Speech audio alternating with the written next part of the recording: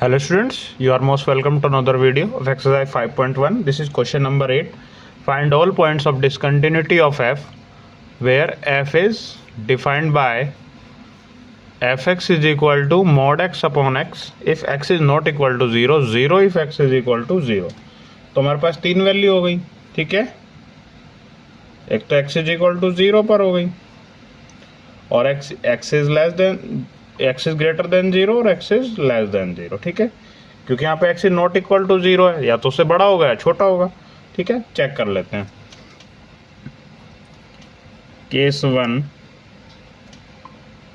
When x is equal to 0, ठीक है।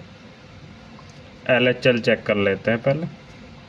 Limit x tends to 0 negative fx is equal to limit h tends to 0 f0 minus h, ठीक है। Limit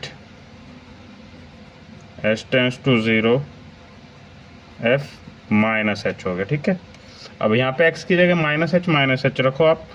limit h tends to 0 mod minus h upon minus h, ये plus h हो जाएगा। Limit h tends to 0 h upon minus h किसके equal हो गया? अगर मैं ये वैल्यू किसके इक्वल होगी? -1 की, ठीक है। अब हमको फाइंड करना है RHL,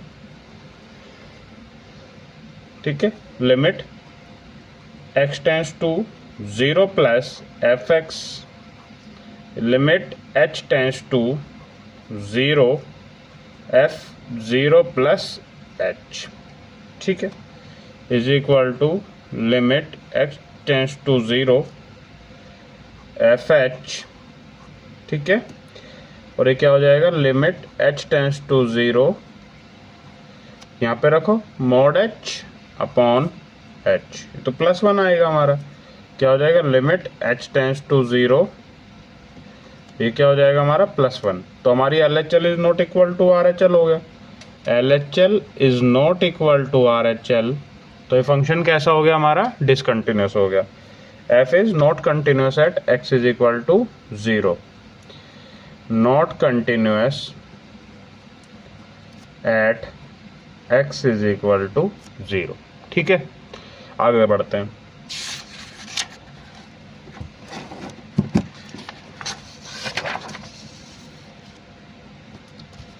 ठीक है, केस सेकंड है हमारा।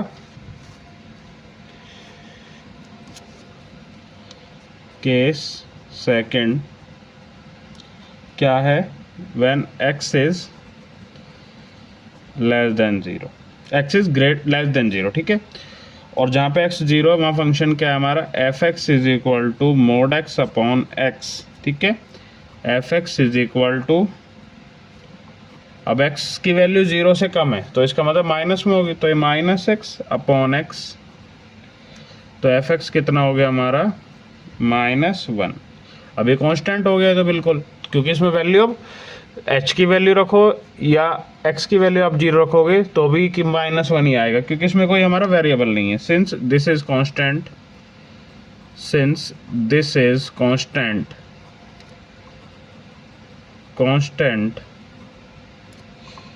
it is continuous,